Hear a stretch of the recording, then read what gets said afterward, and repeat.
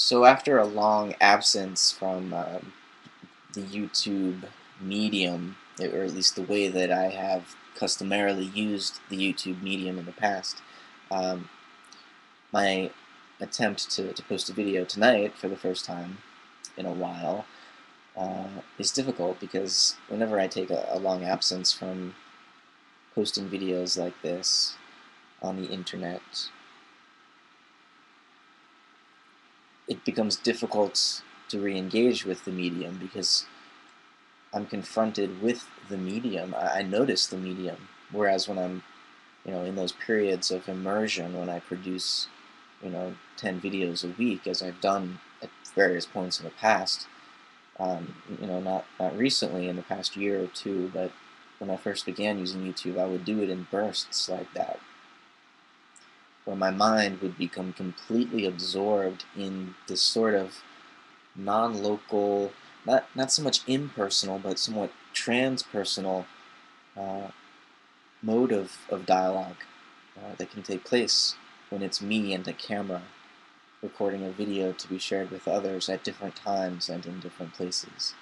It's a displaced sort of conversation, which I think allows for the emergence of a more abstract and in some ways more universal form of um, intellectual exchange and of creative discovery. We begin to discourse on a level of abstraction that is not easily found in um, the immediate environment of our face-to-face interactions, where we sort of we have schedules, we're busy, our exchange can only last a certain amount of time, and there's so much more involved. Like usually we're eating with each other, or certainly we're breathing the same air at the very least, and feeling one another's presence in a carnal, fully embodied way, where we're not just interacting with a voice and a face digitally reproduced on a screen before us, but we're interacting with a whole human being, or a group of human beings. And what we say has immediate consequences on their response. So myself, when in conversation on YouTube, is far more spiritual than myself when uh, in conversation with others in the actual world. Um, and I mean spiritual in a specific way. That I mean that my sense of identity is nearly detached from my organic physical being, because the person talking to you right now is talking more to themselves than they are to you. You'll see this video eventually, but right now I am reflecting upon myself, knowing that I'm allowing you into the room in a delayed way. I'll be safe from your response when you actually watch this video. I'll be safe from your immediate response. I'll know that if you're a sincere human being, you'll understand that I may not really hold to exactly the same thoughts that I offer in this video when you ask me about them later. Because when you ask me about them later, I'll be there with you, at least in a text uh, you know, discussion, or maybe we'll meet in person and continue a conversation about something I said in the video. I'll have faith that you will not expect me to uh, abide by the exact formulation that I felt to be true in the moment that I uttered it. You will allow me to um, re-narrate my beliefs there before you, so that we can come to some new common understanding. And in saying this, I'm also asking for your faith that what I say now is, the ideas that I profess in any videos are a form of self-reflection, awaiting a response from an absent other, and that I know that you are absent, and so anything that I say is meant as the opening volley in what I hope would be a conversation of delayed responses. And the great thing about a delayed response is you get to think about it. Most conversations are more than just reflections upon experience. They're engagements with experience. All conversations are. When we're writing, I think we take the conversation to a higher level of abstraction, where the sort of delay in the response becomes possible. And not only a delay in the response, but a record of what has been said. So, consciousness, I think, is, as Kant, to start getting into a little philosophy, rather than just reflecting on the nature of the medium through which the philosophy was being dispensed.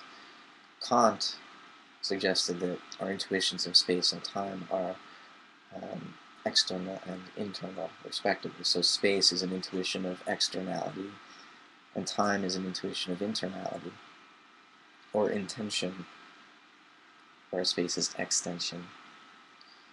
I think the reason that YouTube is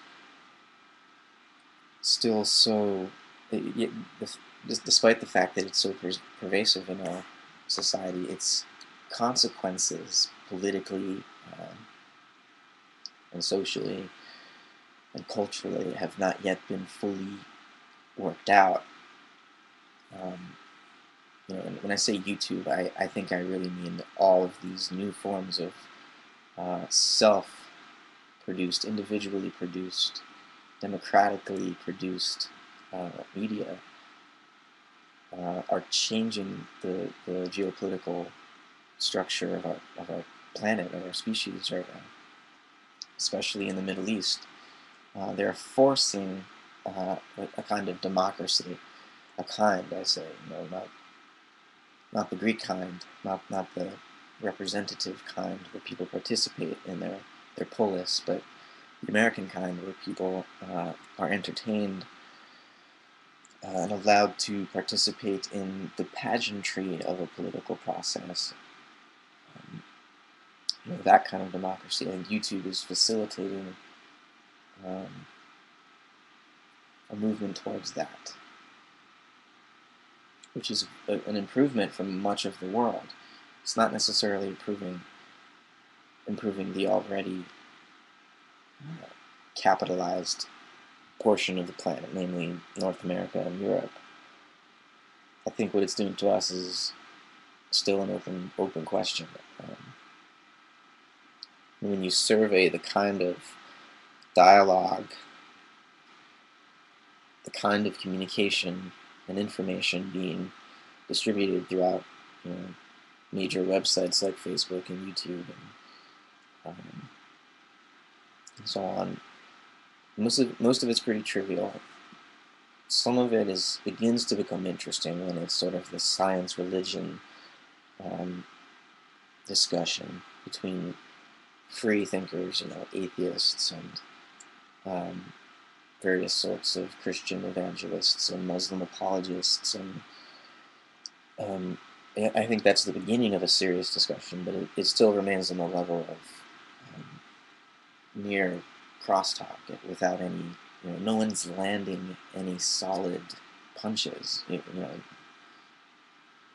They're actually, if this was a boxing match, the atheists are talking to a part of the audience over here, or at least shadow boxing with them, and the theist is boxing with a whole another set of people, and they're not actually engaging with one another at all. They're in the same ring, but they're not in the same fight.